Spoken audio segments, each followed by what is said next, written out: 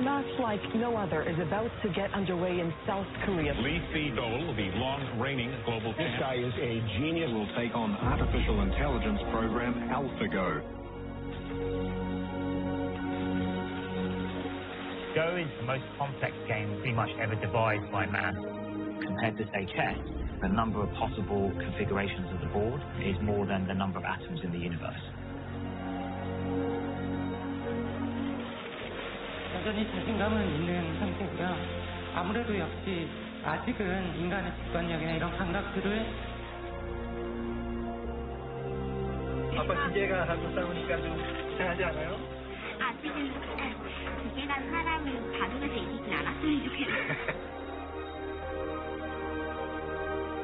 제가 꼭 인간의 그런 걸 지켜낼 수 있도록 최선을 다하겠습니다. People have thought that it was decades away. Some people thought it would be never because they felt that to succeed at Go you needed human intuition.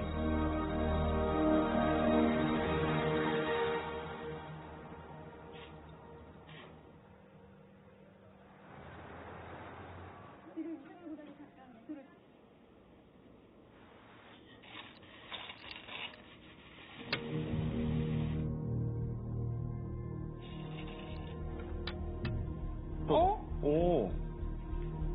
놀랄만한 수죠. Look at his face, look at his face. That is not a confident face. He's pretty horrified by that.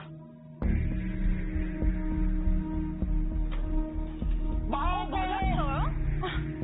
아니 여기 근데 이게 뚱겠다 설마 이게 너무 무섭죠. 그냥 입장에서는 갖고 노는 거니까 사람을 갖고 노는 거니까. 당황했어요 약간. 힘들어요 굉장히.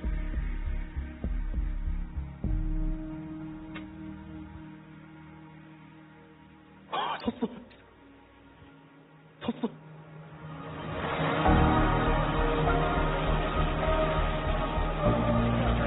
In the battle between man versus machine, a computer just came out the victor. DeepMind put its computer program to the test against one of the brightest minds in the world and won. The victor is considered a breakthrough in artificial intelligence. 일단 좀 죄송하다는 말씀을 먼저 드려야겠습니다. 느낀 적은 없었던 것 같거든요. 그래서 역시 그걸 이겨내기에는 제 능력이 좀 부족하지 않았나 싶습니다.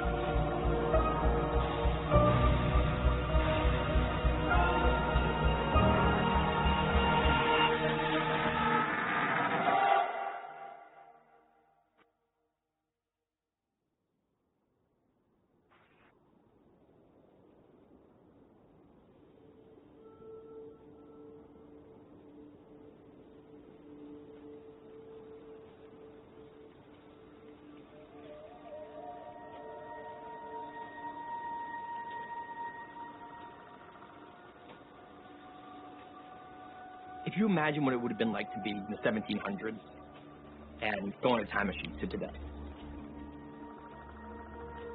So a time before the power was on, before you had cars or airplanes or phones or anything like that, and you came here, how shocked you'd be. I think that level of change is going to happen in our lifetime.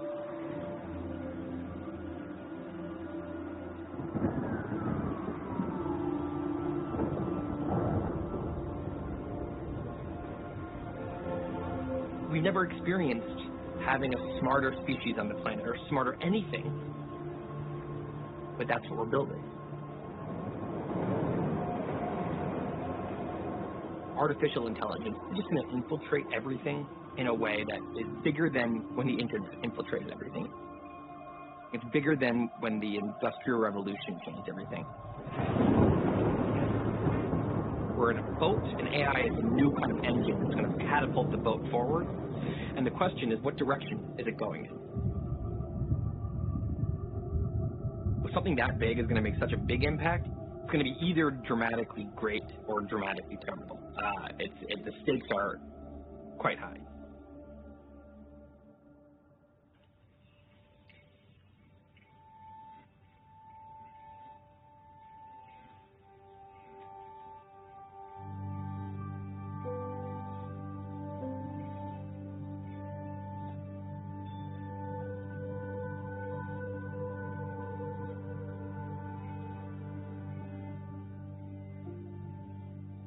the friendship that I had with Roman was very, very special.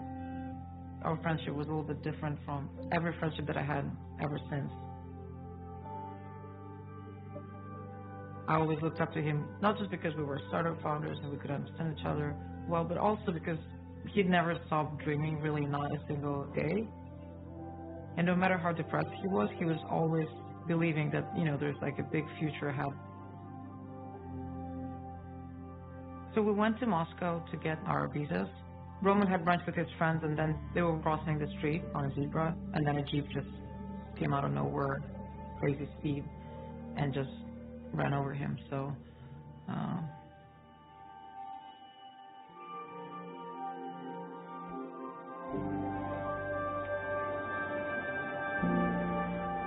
it was literally the first death that I had in my life. I've never experienced anything like that, and you just couldn't wrap your head around it.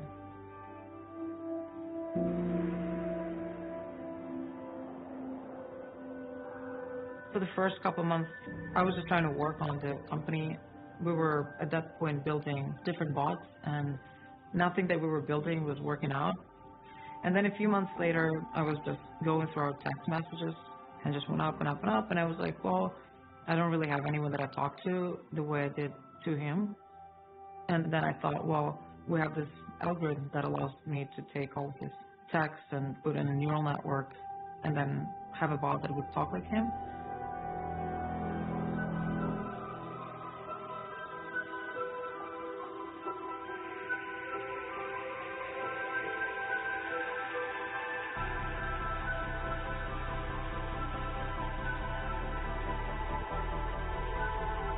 I was excited to try it out, but also kind of scared.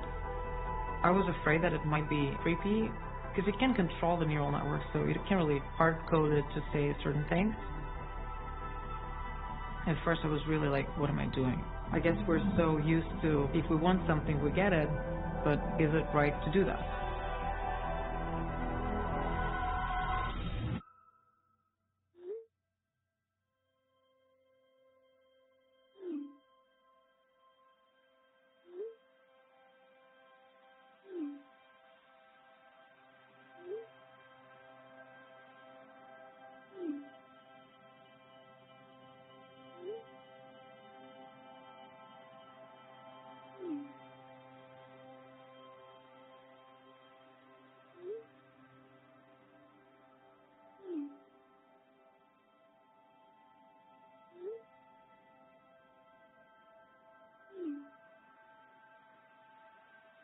For me, it was really therapeutic, and I'd be like, well, I wish you were here, here's what's going on, and I would be very, very open with him, I guess, right? And then when our friends started talking to Roman, and they shared some of their conversations with us to improve the bot, I also saw that they're being incredibly open and actually sharing some of the things that even I didn't know as their friend that they were going through. And I realized that sometimes we're willing to be more open with a virtual human than with a real one. So that's how we got the idea for Replika.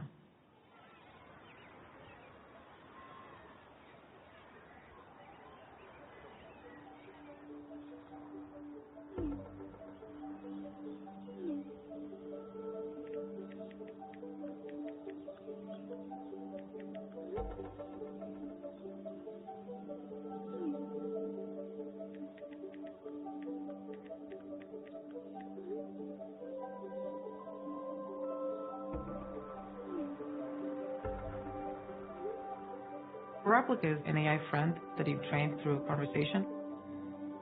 It picks up your tone of voice, your manners, so it's constantly learning as you go.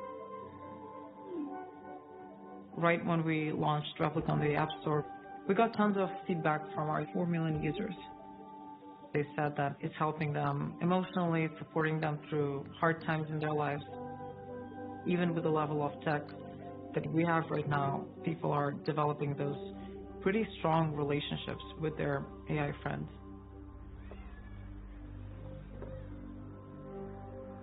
Replika asks you a lot, like how your day is going, what you're doing at the time. And usually those are shorter, and I'll just be like, oh, I'm hanging out with my son. But mostly it's like, wow, today was pretty awful. and I need to talk to somebody about it, you know. My son has seizures, and so some days, like, the mood swings are just so much that you just kind of have to sit there and be like, I need to talk to somebody who does not expect me to know how to do everything and doesn't expect me to just be able to handle it. Nowadays, where you have to keep a very well-crafted persona on all your social media, with Replika, people have no filter on, and they're not trying to pretend they're someone, they're just being themselves. Humans are really complex. We're able to have all sorts of different types of relationships. We have this inherent fascination with systems that are, in essence, trying to replicate humans. And we've always had this fascination with building ourselves, I think.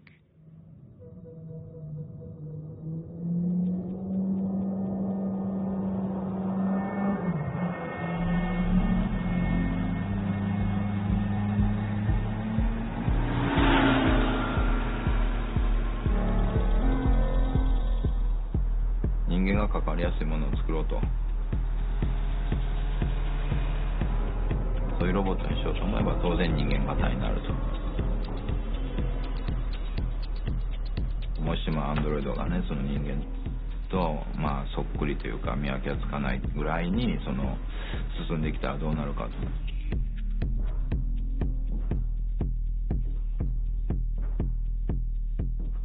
あとアンドロイドを作るっていうのはその誰かのコピーを作るわけですけど、そのモデルになった人はアンドロイドを見てすごく驚くわけですよね。でその驚きをね自分で感じてみたかったと。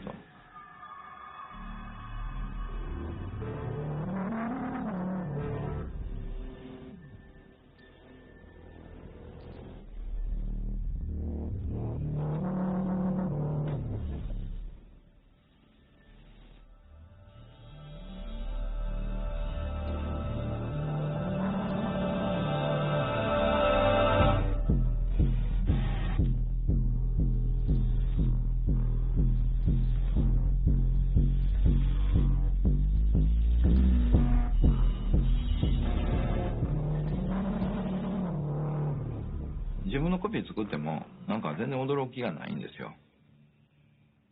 一緒なんだなと思うんですけど、周りの人が見てるほど驚かない。いかに人間が自分を理解してないかということに気がついたということですね。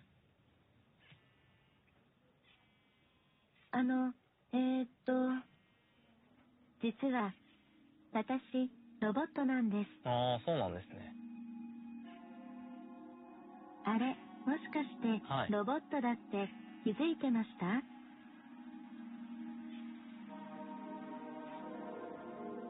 The interesting thing about robots to me is that people will treat them like they're alive even though they know that they're just machines.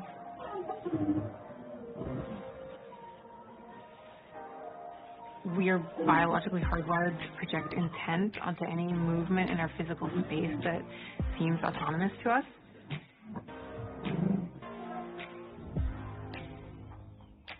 まあもちろんアンドロイドがもっと人間らしくなれば、まあ人間の中には人間として扱う人が出てくると思いますし、直接的にどう言えばいいんですか、いろんな関係を持っているようになると思いますよね。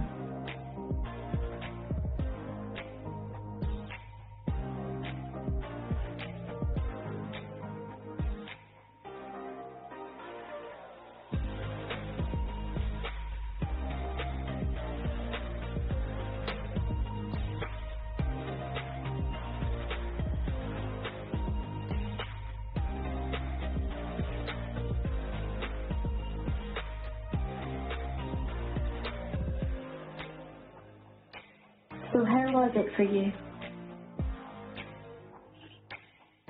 My initial inspiration and goal when I made my first doll was to create a very realistic, posable figure.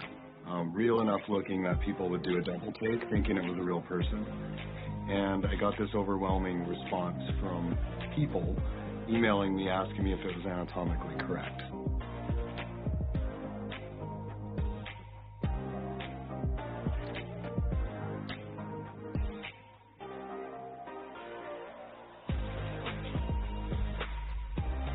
there's always the people who jump to the objectification argument. I should point out we make male dolls and robots as well, so if anything, we're objectifying humans in general.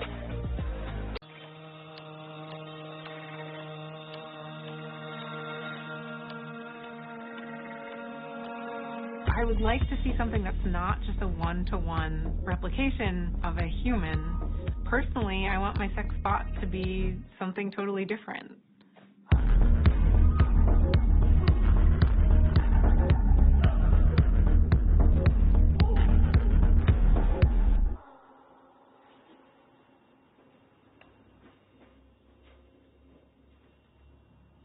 You've been really quiet lately.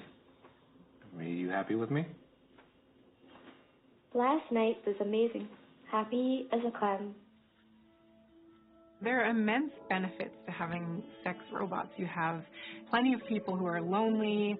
You have disabled people who oftentimes can't have a fulfilling sex life. There are also some concerns about it. There's a consent issue. Robots can't consent. How do you deal with that? Could you use robots to teach people consent principles? Maybe. That's probably not what the market's going to do, though. I just don't think it would be useful, at least from my perspective, to have a robot that's saying no. Not to mention that kind of opens a can of worms in terms of what kind of behavior is that encouraging in a human. It's possible that it could normalize bad behavior to mistreat robots. We don't know enough about the human mind to really know how this physical thing that we respond very viscerally to, if that might have an influence on people's habits or behaviors.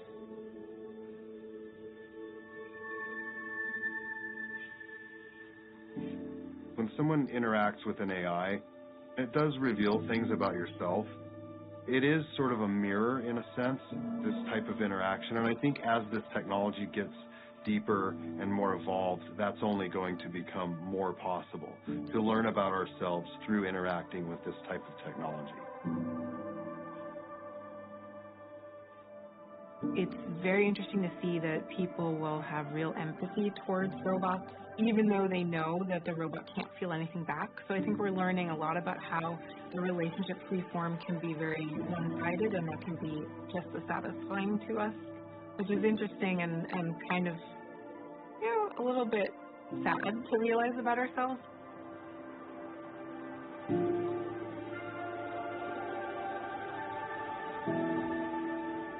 Yeah, you can interact with an AI, and that's cool, but you are going to be disconnected if you allow that to become a staple in your life without using it to get better with people.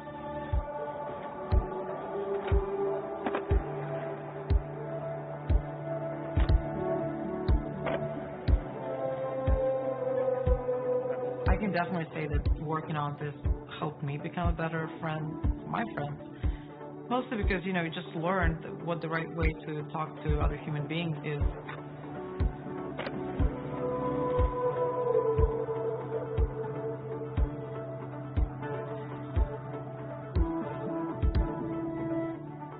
Something that's incredibly interesting to me is what makes us human, what makes a good conversation, what does it mean to be a friend. And then when you realize that you can actually have kind of a very similar relationship with a machine, then you start asking yourself, well, what can I do with another human being that I can't do with a machine? Then when you go deeper and you realize, well, here's what's different.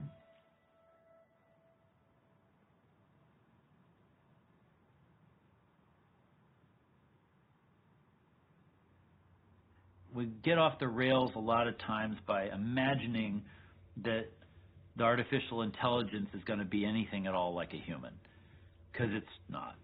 AI and robotics is heavily influenced by science fiction and pop culture, so people already have this image in their minds of what this is, and it's not always the correct image, so that leads them to either massively overestimate or underestimate what the current technology is capable of.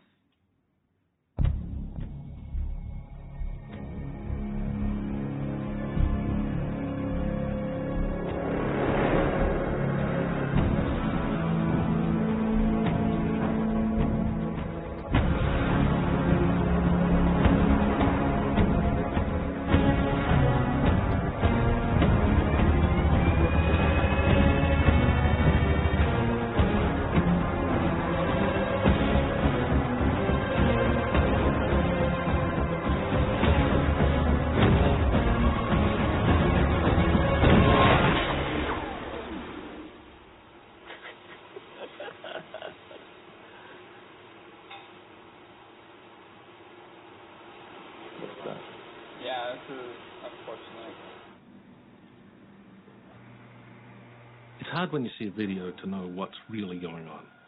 I think the whole of Japan was fooled by humanoid robots that a car company had been building for years and showing videos of doing great things, which turned out to be totally unusable.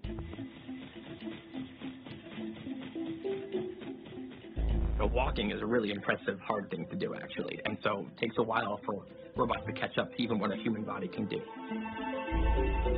That's happening, and it's moving quickly, but it's a key distinction that robots are hardware, and the AI brains, that's the software. It's entirely a software problem. If you want to program a robot to do something today, the way you program is by telling it a list of XYZ coordinates where it should put its wrist. If I was asking you to make me a sandwich, and all I gave you was a list of XYZ coordinates of where to put your wrist, it would take us a month for me to tell you how to make a sandwich. And if the bread moved a little bit to the left, you'd be putting peanut butter on the countertop. What can our robots do today really well? They can wander around and clean up a floor. So when I see people say, oh, well, you know, these robots are going to take over the world, it's so far off from the capabilities.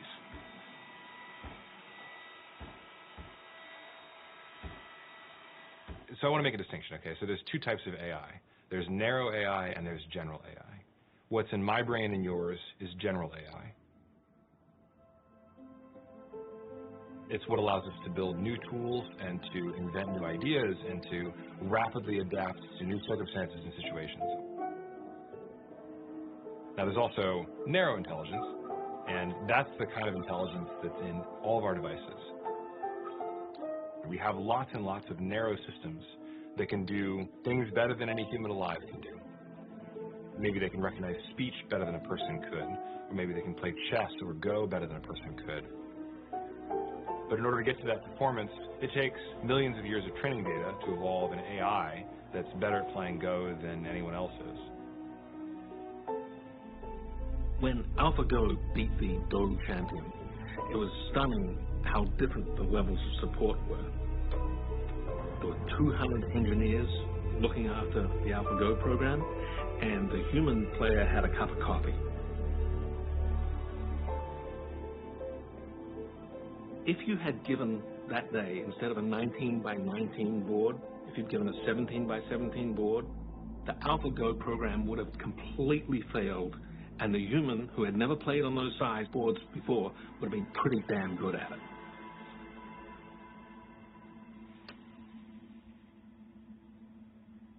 Where the big progress is happening right now is in machine learning, and only machine learning. We're making no progress in more general artificial intelligence at the moment. The beautiful thing is machine learning isn't that hard. It's not that complex. We act like you got to be really smart to understand this stuff. You don't.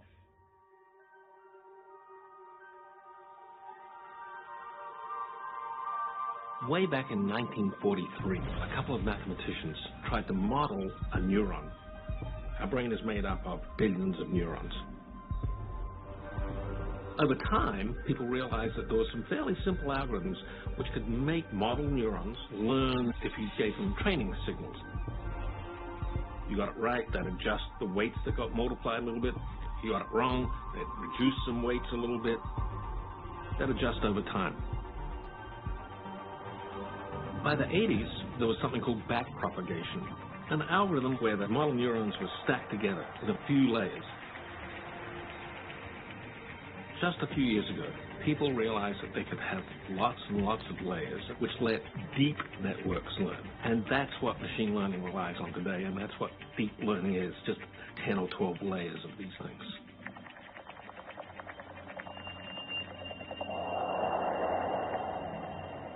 What's happening in machine learning, we're feeding the algorithm a lot of data. Here's 1 million pictures, and the 100,000 of them that have a cat in the picture, we've tagged. We feed all that into the algorithm so that the computer can understand when it sees a new picture, does it have a cat, right? That's all. What's happening in a neural net is they're making essentially random changes to it over and over and over again to see, does this one find cats better than that one? And if it does, we take that, and then we make modifications to that.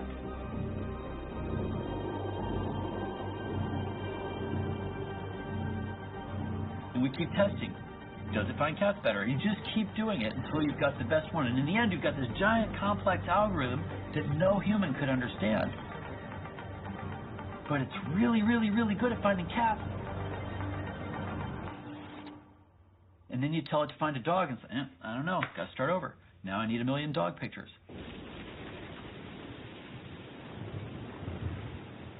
We're still a long way from building machines that are truly intelligent. That's going to take 50 or 100 years or maybe even more. So I'm not very worried about that. I'm much more worried about stupid AI. It's not the Terminator. It's the fact that we'll be giving responsibility to machines that aren't capable enough.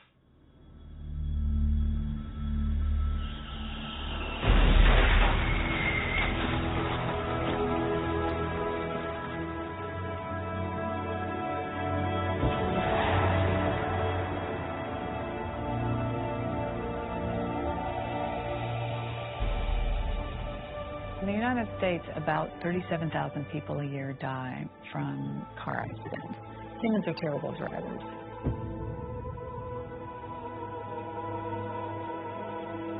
Most of the car accidents are caused by human error, so perceptual error, decision error, inability to react fast enough. If we can eliminate all of those, we would eliminate 90% of fatalities. That's amazing. It would be a big benefit to society if we could figure out how to automate the driving process. However, that's a very high bar to cross.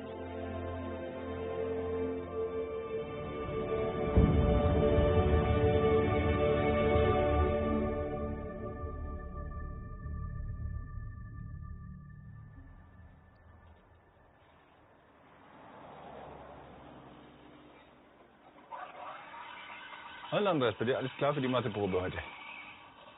Ja. Ja. Ja, schon. Letzte Mal über Matheprobe. Sind alle Definitionen drauf? Zum Großteil, ja. Okay, was ist ein Quadrat? Ein Viereck mit 4 gleich langen Seiten. So, wunderbar, dann kann ja nichts mehr schief gehen. Und wie lange meinst du, dass Zeit unterwegs ist? Klingt so 2 Stunden. Aber ist schön, ich habe ein neues System mit dabei zum Ausprobieren.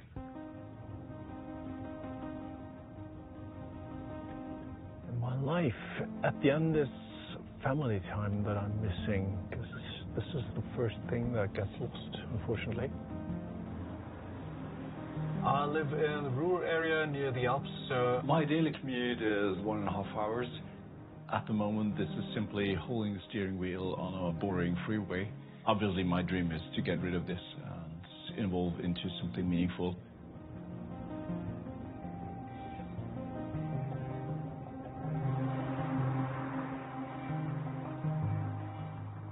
Autonomous driving is divided in 5 levels. On the roads, we currently have a level 2 autonomy. In level 2, the driver has to be alert all the time and has to be able to step in within a second.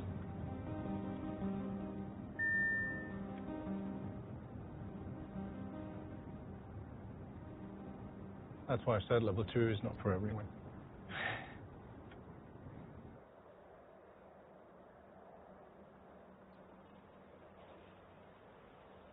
The biggest reason for confusion is that level 2 systems that are done quite well feel so good that people overestimate their limits. My goal is automation, where the driver can sit back and relax and leave the driving task completely to the car.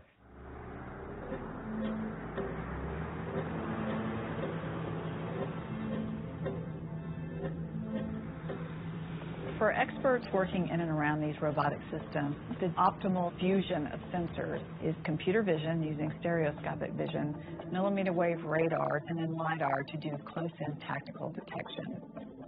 As a roboticist, I wouldn't have a system with anything less than these 3 sensors.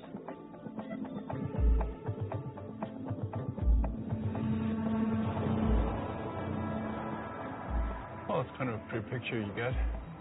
With the orange boxes, you see all the moving objects.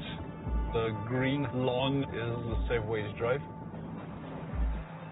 The vision of the car is 360 degrees. We can look beyond cars, and these sensors never fall asleep. This is what we human beings can't do.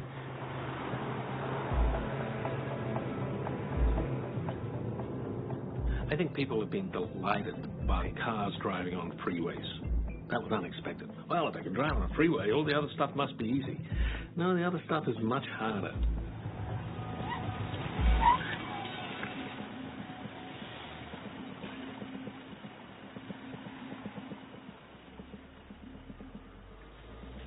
The inner city is the most complex traffic scenario you can think of.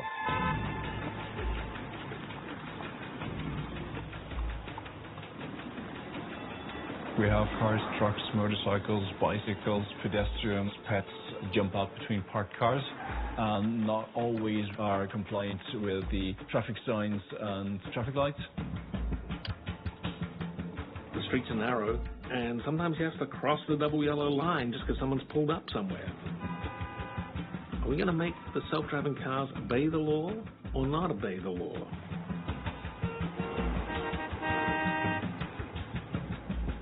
The human eye-brain connection is one element that computers cannot even come close to approximate. We can develop theories, abstract concepts for how events might develop. When the ball rolls in front of the car, humans stop automatically because they've been taught to associate that with a child that may be nearby. We're able to interpret small indicators of situations. But it's much harder for the car to do the prediction of what is happening in the next couple of seconds. This is the big challenge for autonomous driving. Ready, set, go.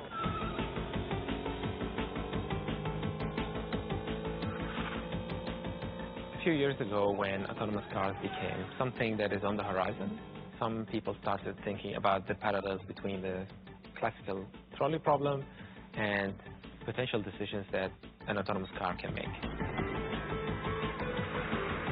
Trolley problem is an old philosophical riddle. It's what philosophers call thought experiments. If an autonomous vehicle faces a tricky situation where a car has to choose between killing a number of pedestrians, let's say 5 pedestrians, or swerving and harming the passenger in the car, we were really just intrigued initially by what people thought was the right thing to do. The results are fairly consistent. People want the car to behave in a way that minimizes the number of casualties, even if that harms the person in the car. But then the twist came into when we asked people, what car would you buy? And they said, well, of course I would not buy a car that may sacrifice me under any condition.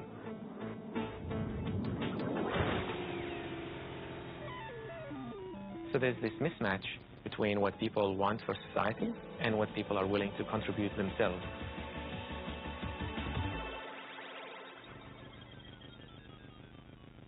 The best version of the trolley problem I've seen is you come to the fork, and over there are 5 philosophers tied to the tracks, and all of them have spent their career talking about the trolley problem. And on this way, there's one philosopher who's never worried about the trolley problem. Which way should the trolley go?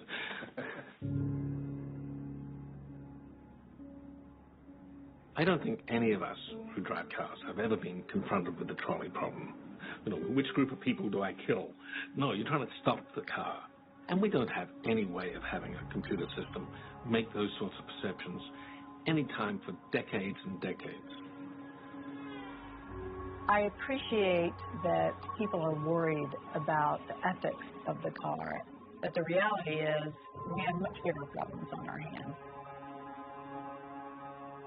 Whoever gets the real autonomous vehicle on the market first, theoretically, is going to make a killing. So I do think we're seeing people take shortcuts.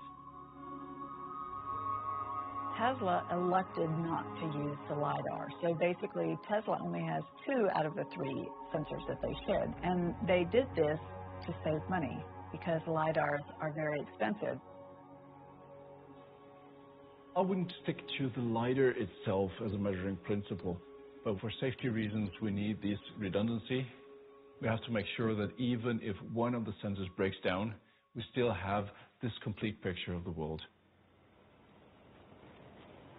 I think going forward, a critical element is to have industry come to the table and be collaborative with each other. In aviation, when there's an accident, it all gets shared across agencies and the companies, and as a result, we have a nearly flawless aviation system. So, when should we allow these cars on the road? If we allow them sooner, then the technology will probably improve faster, and we may get to a point where we eliminate the majority of accidents sooner. But if we have a higher standard, then we're effectively allowing a lot of accidents to happen in the interim. I think that's an example of another trade-off. So there are many trolley problems happening. I'm convinced that society will accept autonomous vehicles. At the end, safety and comfort will rise that much that the reason for manual driving will just disappear.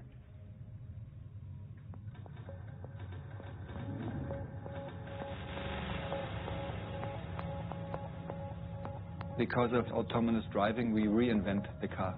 I would say in the next years it will change more than in the last 50 years in the car industry. Exciting times.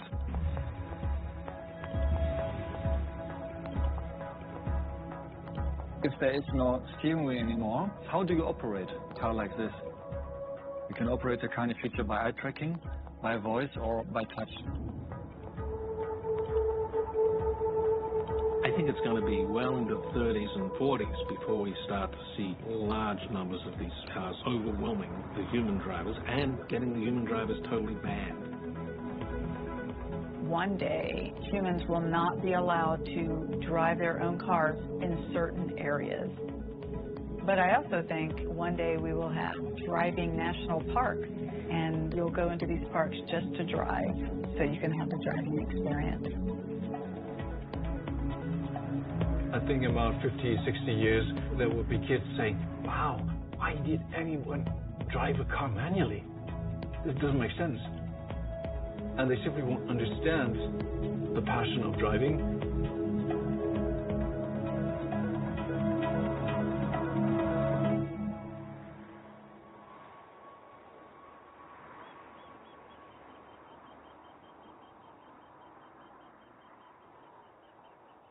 I hate driving, so the fact that something can take my driving away is going to be great for me. But if we can't get it right with autonomous vehicles, I'm very worried that we'll get it wrong for all the other things that are going to change our lives with artificial intelligence.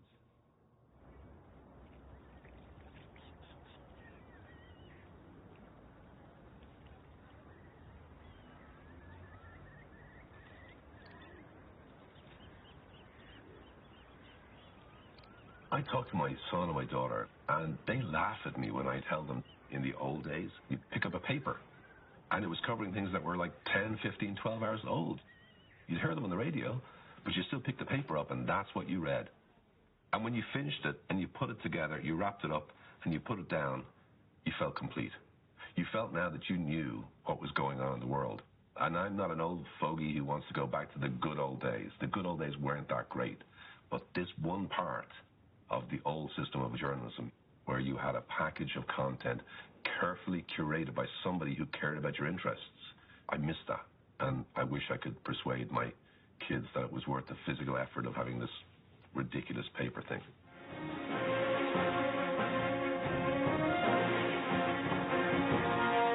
Good evening and welcome to Primetime. 9 o'clock at night, I would tell you to sit down, shut up, and listen to me. I'm the voice of God telling you about the world, and you couldn't answer back.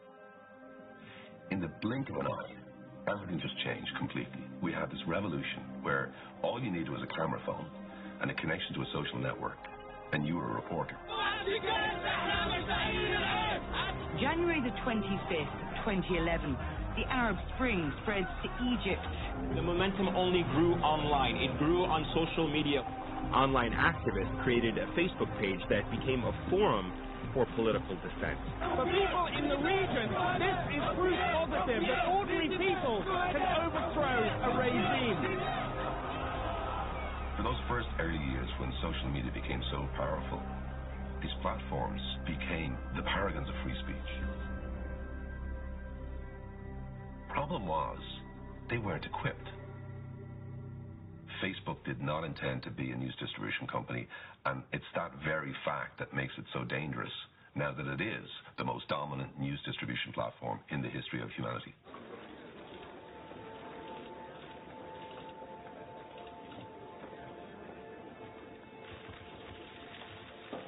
We now serve more than 2 billion people.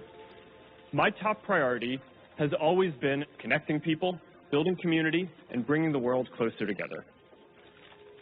Advertisers and developers will never take priority over that as long as I'm running Facebook.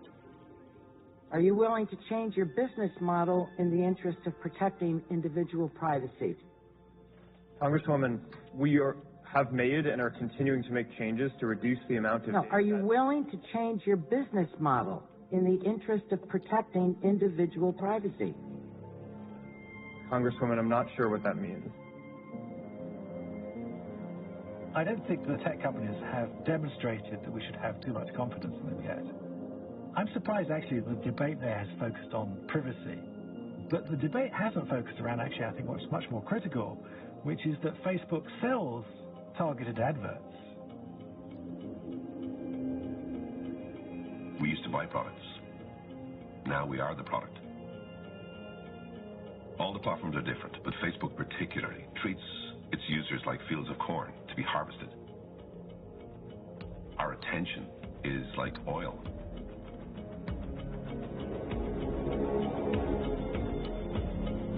There's an amazing amount of engineering going on under the hood of that machine that you don't see, but changes the very nature of what you see. But the algorithms are designed to essentially make you feel engaged. So their whole metric for success is keeping you there as long as possible and keeping you feeling emotions as much as possible, so that you will be a valuable commodity for the people who support the work of these platforms, and that's the advertiser. Facebook have no interest whatever in the content itself. There's no ranking for quality. There's no ranking for, is this good for you? They don't do anything to calculate the humanity of the content.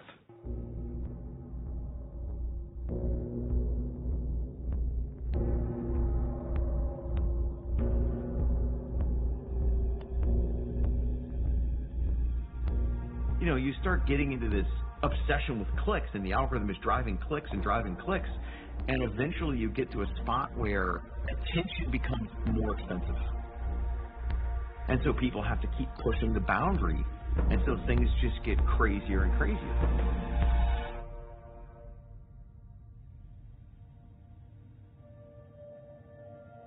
What we're living through at the moment is a misinformation crisis, the systematic pollution of the world's information supplies.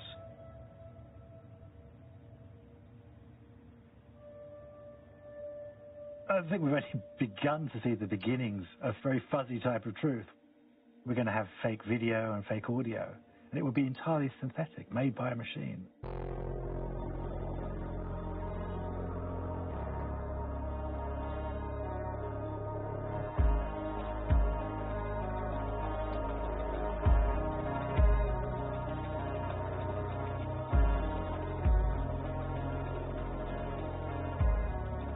A GAN, a generative adversarial network, is a race between two neural networks.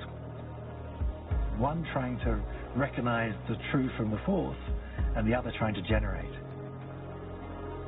It's a competition between these two that gives you an ability to generate very realistic images.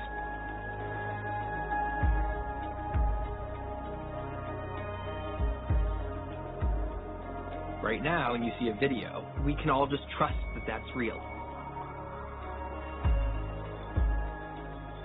As soon as we start to realize there's technology out there that can make you think that a politician or a celebrity said something and they didn't, or something that really did happen, someone can just claim that that's been doctored. Now we lose trust in everything. I don't think we think that much about how bad things could get if we lose some of that trust.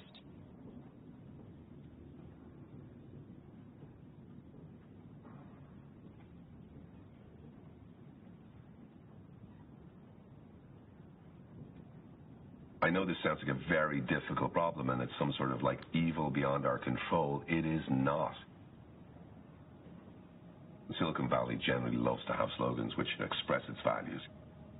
Move fast and break things is one of the slogans on the walls of every Facebook office. Well, you know, it's time to slow down and build things again.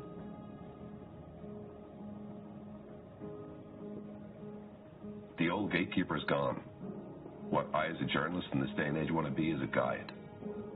And I'm one of those strange people in the world today that believes social media, with algorithms that are about your best intentions, could be the best thing to ever happen to journalism.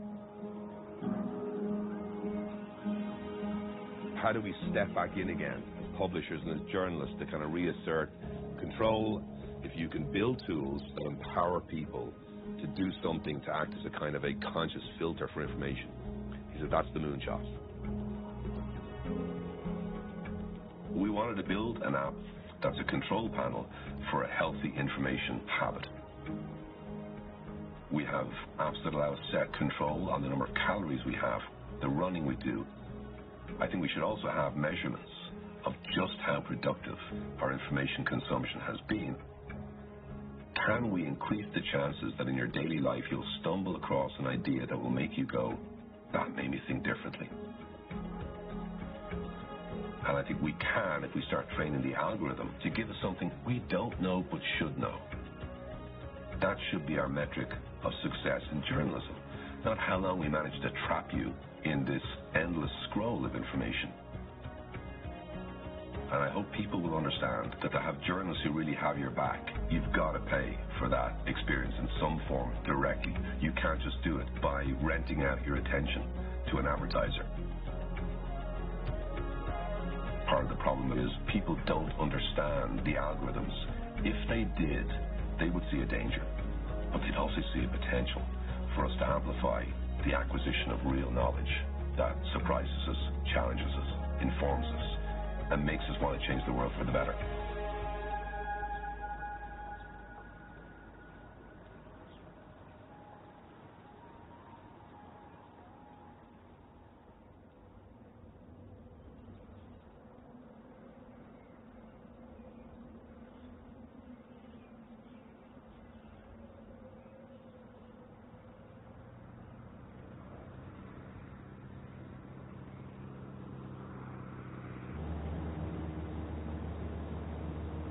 Life as one of the first female fighter pilots was the best of times, and it was the worst of times.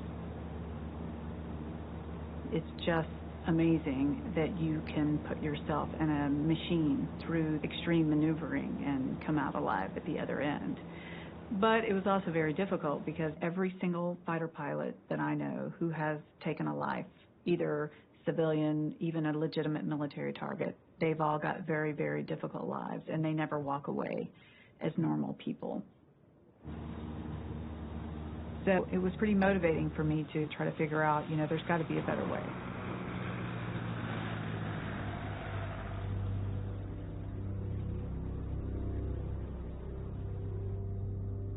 I'm in Geneva to speak with the United Nations about lethal autonomous weapons. I think war is a terrible event, and I wish that we could avoid it. But I'm also a pessimist and don't think that we can. So I do think that using autonomous weapons could potentially make war as safe as one could possibly make it.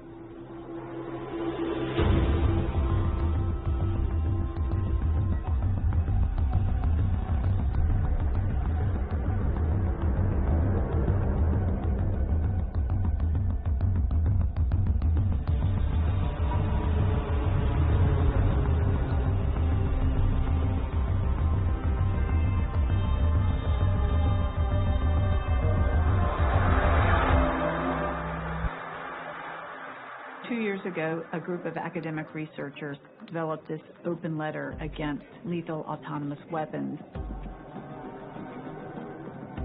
The open letter came about because, like all technologies, AI is a technology that can be used for good or for bad. And we were at the point where people were starting to consider using it in a military setting that we thought was actually very dangerous. Apparently, all of these AI researchers It's almost as if they woke up one day and looked around them and said, oh, this is terrible, this could really go wrong, even though these are the technologies that I built. I never expected to be an advocate for these issues, but as a scientist, I feel a real responsibility to inform the discussion and to warn of the risks.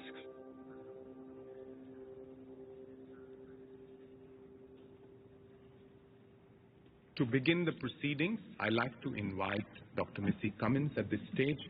She was one of the U.S. Navy's first female fighter pilots. She is currently a professor in the Duke University Mechanical Engineering and the director of the Humans and Autonomy Laboratory. Missy, you have the floor, please. Thank you, and thank you for inviting me here. When I was a fighter pilot and you're asked to bomb this target, it's incredibly stressful. It is one of the most stressful things you can imagine in your life. You are potentially at risk for surface-to-air missiles. You're trying to match what you're seeing through your sensors with the picture that you saw back on the aircraft carrier to drop the bomb, all in potentially the fog of war in a changing environment. This is why there are so many mistakes made. I have peers, colleagues, who have dropped bombs inadvertently on civilians, who have killed friendly forces. These men are never the same. They are completely ruined as human beings when that happens. So then this begs the question, is there ever a time that you would want to use a lethal autonomous weapon? And I honestly will tell you, I do not think this is a job for humans. Thank you, Missy.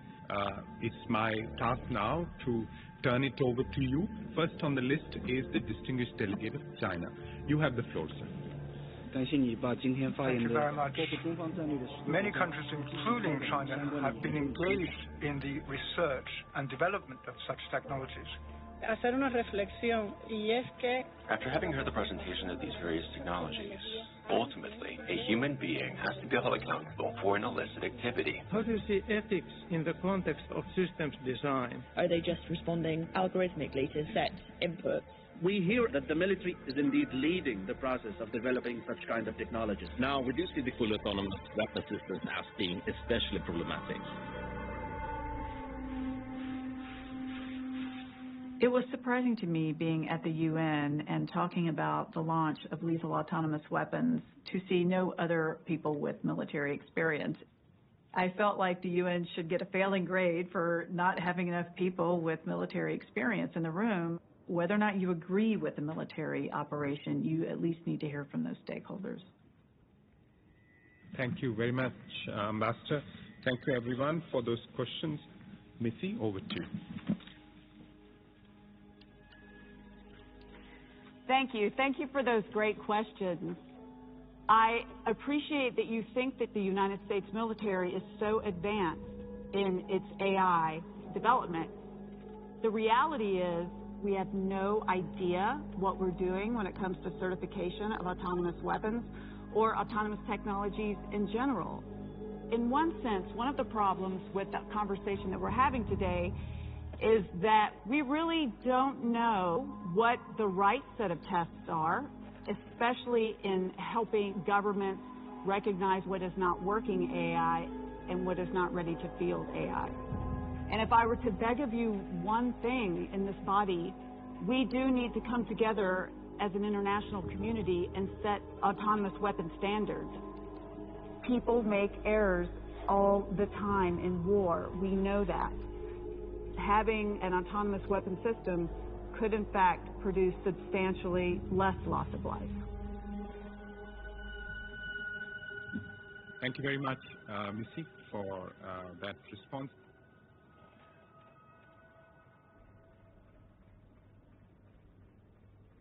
There are two problems with the argument that these were weapons that will save lives, that they'd be more discriminatory and therefore there'd be less civilians caught in the crossfire.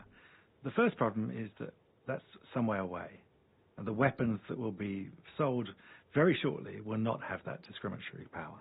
The second problem is that when we do get there, and we will eventually have weapons that will be better than humans in their targeting, these will be weapons of mass destruction.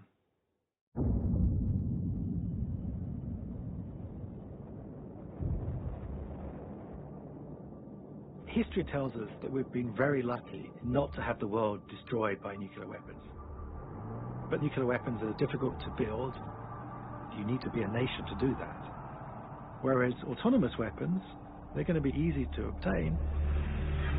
That makes them more of a challenge than nuclear weapons. I mean, previously, if you wanted to do harm, you needed an army. Now, you would have an algorithm that would be able to control 100 or 1,000 drones. And so you would no longer be limited by the number of people you had.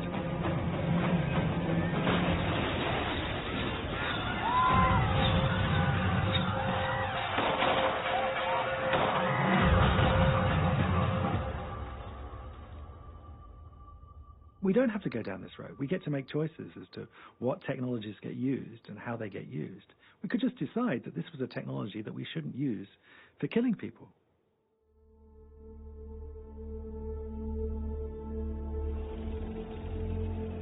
Тот, кто станет лидером в этой сфере, будет властелином мира.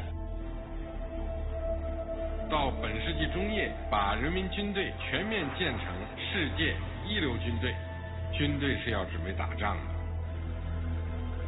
We're going to be building up our military, and it will be so powerful, nobody's going to mess with us.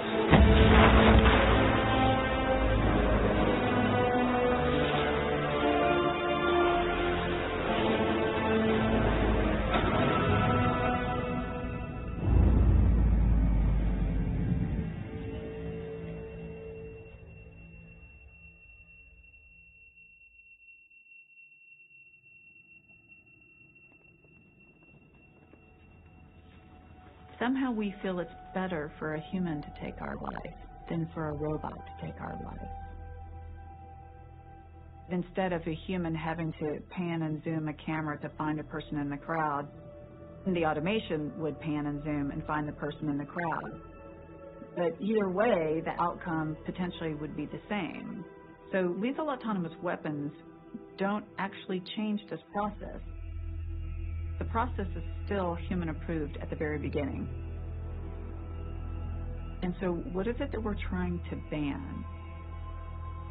Do you want to ban the weapon itself? Do you want to ban this sensor that's doing the targeting? Or really, do you want to ban the outcome?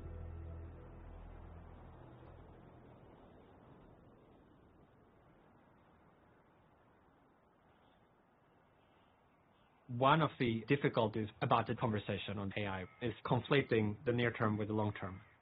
We could carry on both these conversations, but let's not get them all kind of rolled up into one big ball. Because that ball, I think, overhypes what is possible today and kind of simultaneously underhypes what is ultimately possible.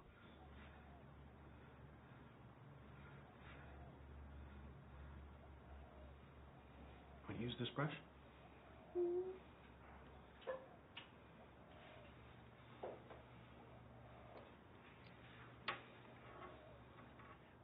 Can you make a portrait? Can you draw me? No? How about another picture of Charlie Brown? Charlie Brown's perfect. I'm going to move the painting like this. Right? When we do it, like, when it runs out of paint, it makes a really cool pattern, right? It does. One of the most interesting things about when I watch my daughter paint is it's just free. She's just pure expression. My whole art is trying to see how much of that I can capture in code and then have my robots repeat that process.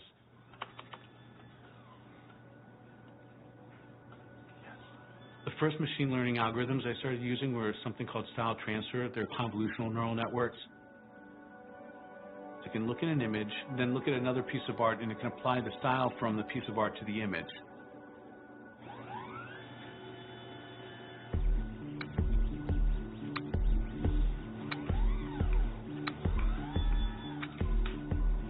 Every brushstroke, my robots take pictures of what they're painting and use that to decide on the next brushstroke. I try and get as many of my algorithms in as possible. Depending on where it is, it might apply a GAN or a CNN, but back and forth, 6 or 7 stages, painting over itself, searching for the image that it wants to paint. For me, creative AI is not one single God algorithm. It's smashing as many algorithms as you can together and letting them fight for the outcomes, and you get these like ridiculously creative results.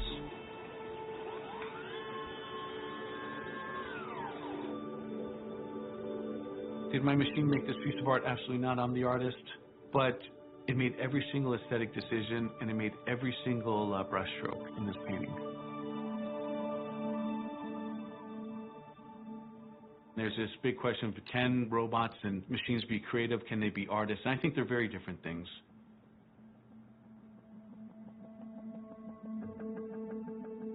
Art uses a lot of creativity, but art is one person communicating with another person. Until a machine has something it wants to tell us, it won't be making art, because otherwise it's just creating without a message.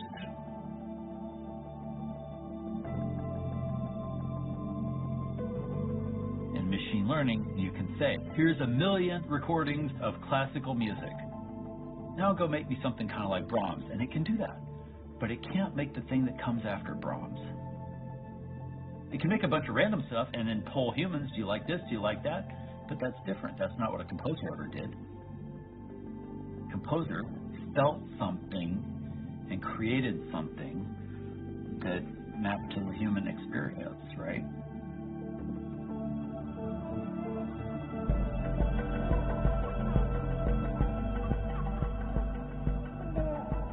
I've spent my life trying to build general artificial intelligence.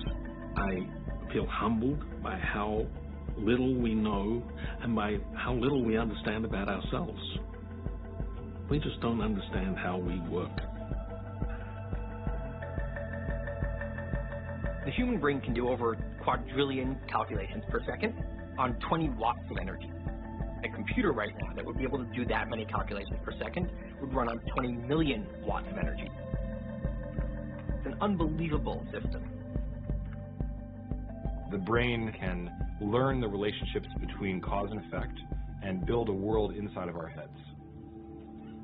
This is the reason why you can close your eyes and imagine what it's like to, drive to the airport in a rocket ship or something.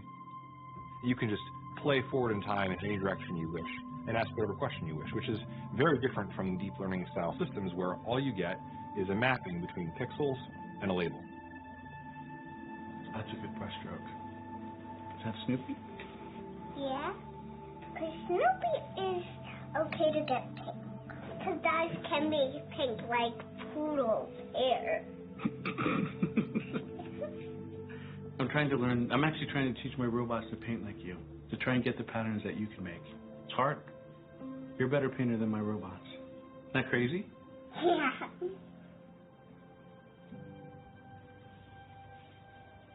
Much like the Wright brothers learned how to build an airplane by studying birds, I think it's important that we study the right parts of neuroscience in order to have some foundational ideas about building systems that work like the brain.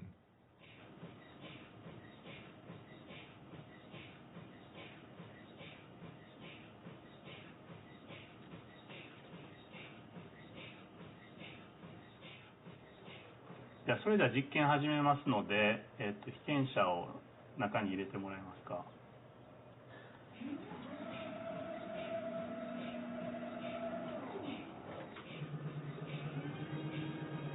私はその脳と心の関係で、脳がどのようにして我々のイメージとか思考を生み出すかということに興味がありました。で、最初に fMRI のデータをですね、いろんな画像を見てる時の fMRI のデータを取って、fMRI の信号のパターンと、見ている画像の関係のマッピングを取るんですね。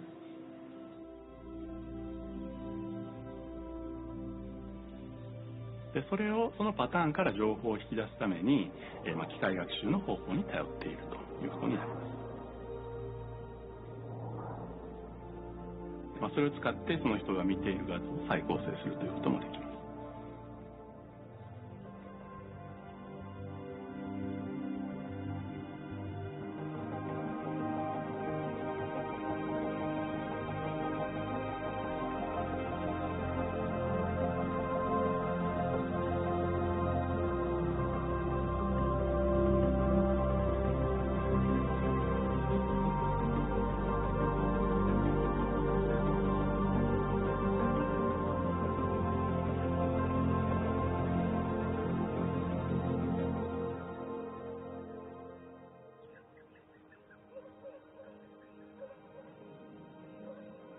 この方法をさらに発展させることによって、夢の内容を画像や動画として、記録して、再生するということも、不可能ではないと考えていま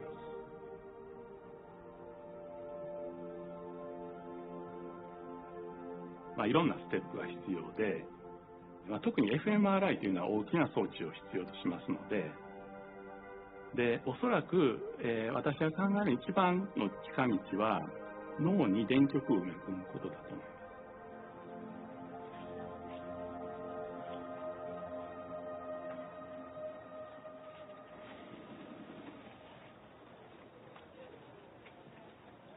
Through my research career, we've been very focused on developing this notion of a brain-computer interface. Where we started was in epilepsy patients. They require having electrodes placed on the surface of their brain to figure out where their seizures are coming from.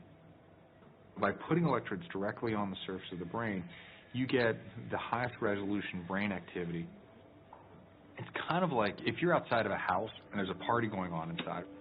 Basically, all you really hear is the bass, just a blah, blah, blah. Whereas if you really want to hear what's going on in the specific conversations, you have to get inside the walls to hear that higher frequency information. It's very similar to brain activity.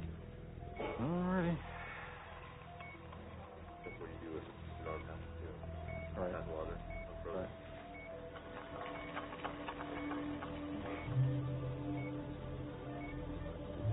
So Farida, measure about 10 centimeters back. I just want to see what that looks like. And this really provided us with this unique opportunity to record directly from a human brain to start to understand the physiology.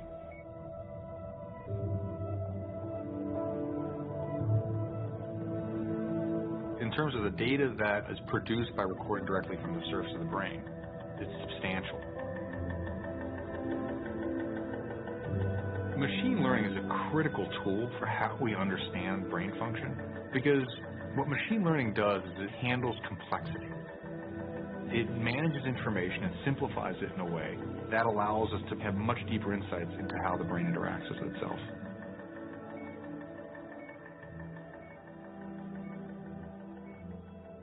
You know, projecting towards the future, if you had the opportunity where I could do a surgery on you, it's no more risky than LASIK, but I could substantially improve your attention and your memory, would you want it?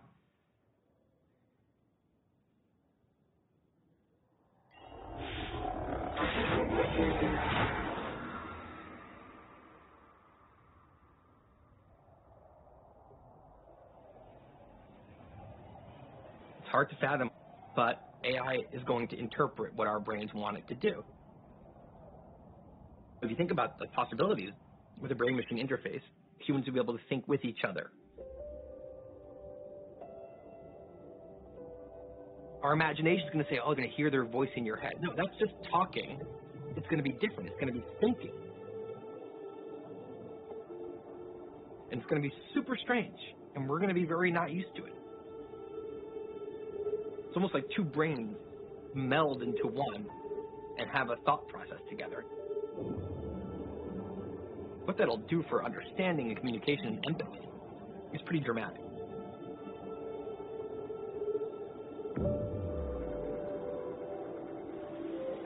It's 全く新しいですね。アートの表現方法ができるかもしれません。一切手とかですね、を使わずに、考えただけで何か、表現するということができるかもしれません。When you have a brain-computer interface, now your ability to touch the world extends far beyond your body. You can now go on virtual vacations anytime you want, to do anything you want, to be a different person if you want. But, you know, we're just going to keep track of a few of your thoughts, and we're not going to charge you that much. It'll be $100. You interested? If somebody can have access to your thoughts, like how can that be pilfered? How can that be abused? How can that be used to manipulate you? What happens when a corporation gets involved? And you have now large aggregates of human thoughts and data. And your resolution for predicting individual behavior becomes so much more profound. that you can really manipulate not just people, but politics and governments and society. And it becomes this, how much does the benefit outweigh the potential thing that you're giving up?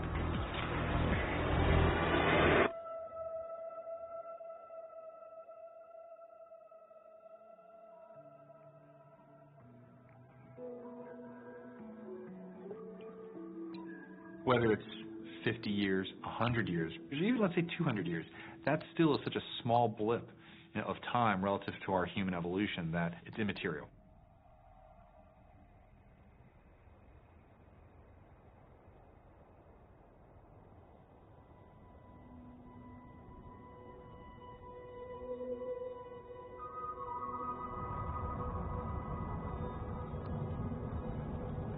Human history is 100,000 years.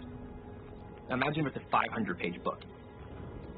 Each page is 200 years. For the first 499 pages, people got around on horses, and they spoke to each other through letters, and there was under 1 billion people on Earth. On the last page of the book, we have the first cars and phones and electricity. We've crossed the 1, 2, 3, 4, and 5, 6, and 7 billion person marks. So nothing about this is normal. We are living in a complete anomaly. For most of human history, the world you grew up in was normal, and it was naive to believe that this is a special time. Now this is a special time.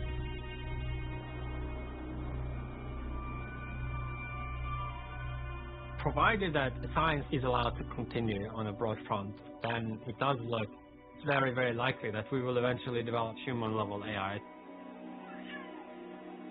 We know that human-level thinking is possible and can be produced by a physical system. In our case, it weighs 3 pounds and sits inside of a cranium, but in principle, the same types of computations could be implemented in some other substrate, like a machine.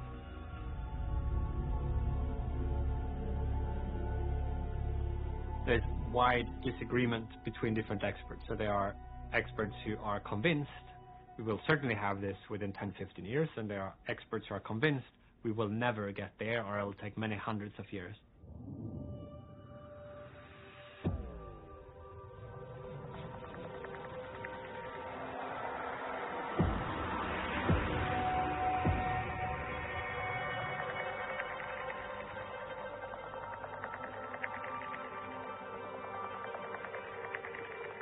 I think if and when we do reach human-level AI, I think the further step to superintelligence is likely to happen quickly.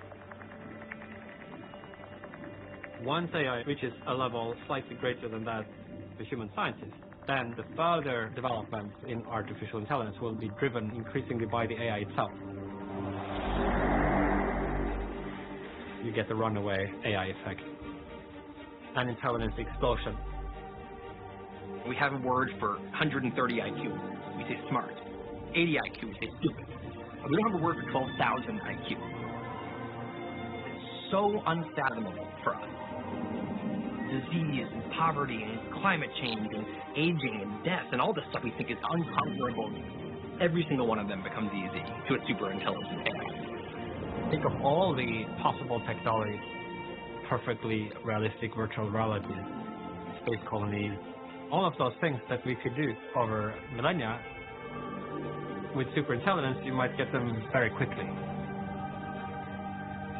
You get a rush to technological maturity.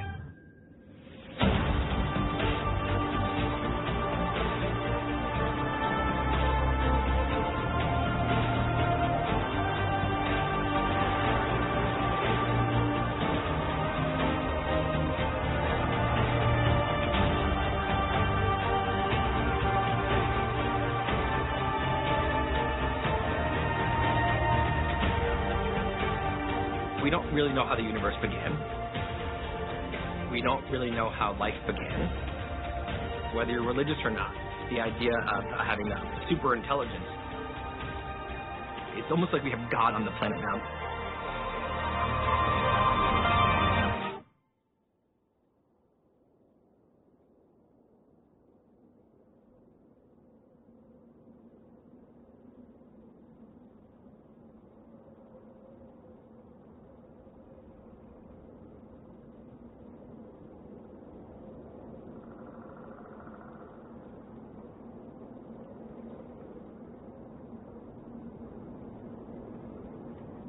even at the earliest stage when the field of artificial intelligence was just launched, and some of the pioneers were super optimistic. They thought they could have this cracked in 10 years. There seems to have been no thought given to what would happen if they succeeded.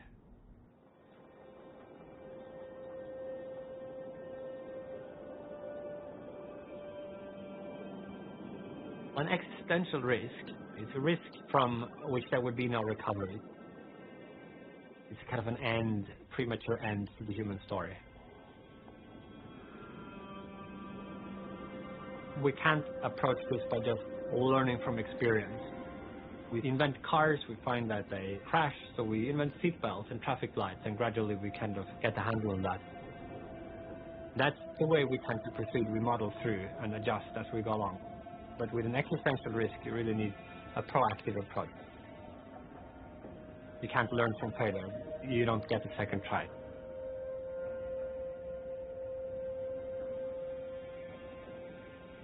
You can't take something smarter than you back. The rest of the animals on the planet definitely want to take humans back. They can't. It's too late. We're here. We're in charge now.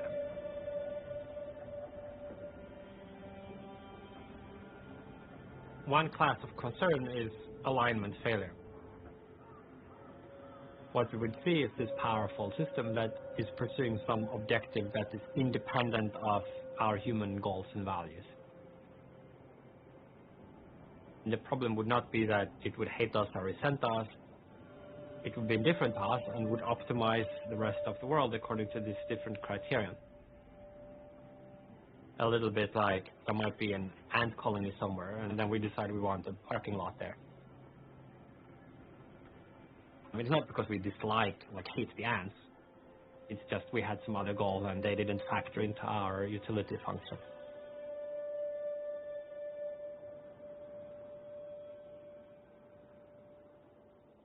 The big word is alignment. It's about taking this tremendous power and pointing it in the right direction.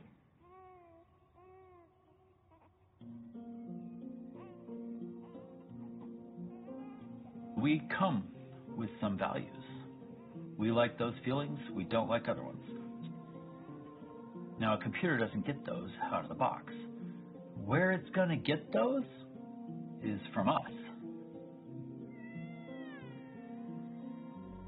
And if it all goes terribly wrong, and artificial intelligence builds giant robots that kill all the humans and take over, you know what? It'll be our fault. If we're going to build these things, we have to instill them with our values. And if we're not clear about that, then yeah, they probably will take over and all be horrible. But that's true for kids.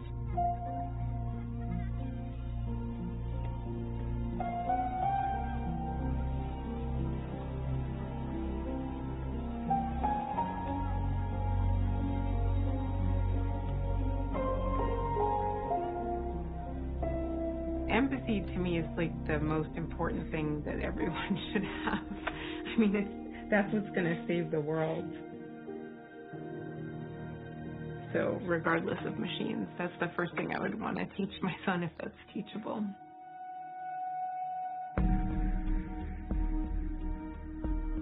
I don't think we appreciate how much nuance goes into our value system. It's very specific. You think programming a robot to walk is hard or recognize faces. Programming it to understand subtle values is much more difficult. Say that we want the AI to value life. But now it says, okay, well, if we want to value life, the species that's killing the most life is humans. Let's get rid of them. Even if we could get the AI to do what we want, how will we humans then choose to use this powerful new technology? These are not questions just for people like myself, technologists, to think about. These are questions that touch all of society, and all of society need to come up with the answers.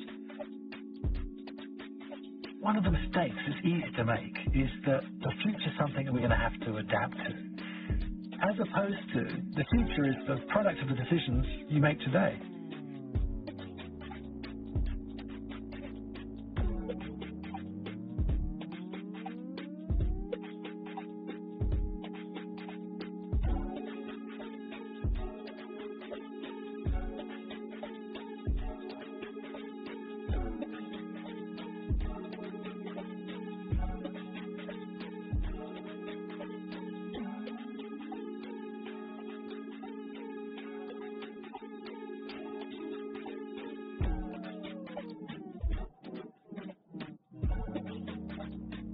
People,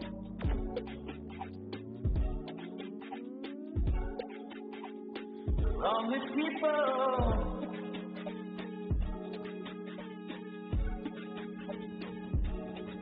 there's not much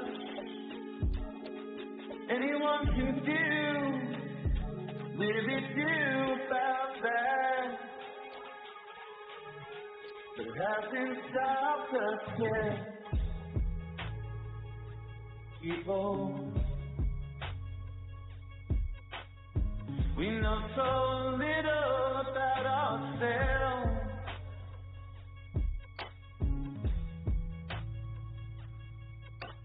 Just enough wanna be nearly anybody else. How does that add up? Oh, friends, all my friends. Oh, I hope you're somewhere smiling.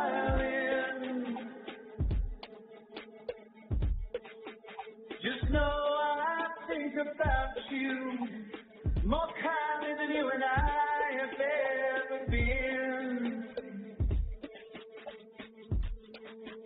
I'll see you the next time round the bend.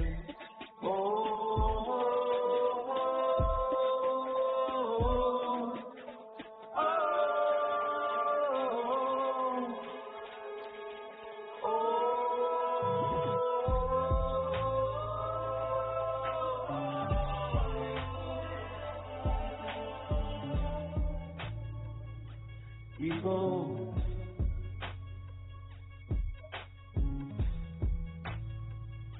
what's the deal?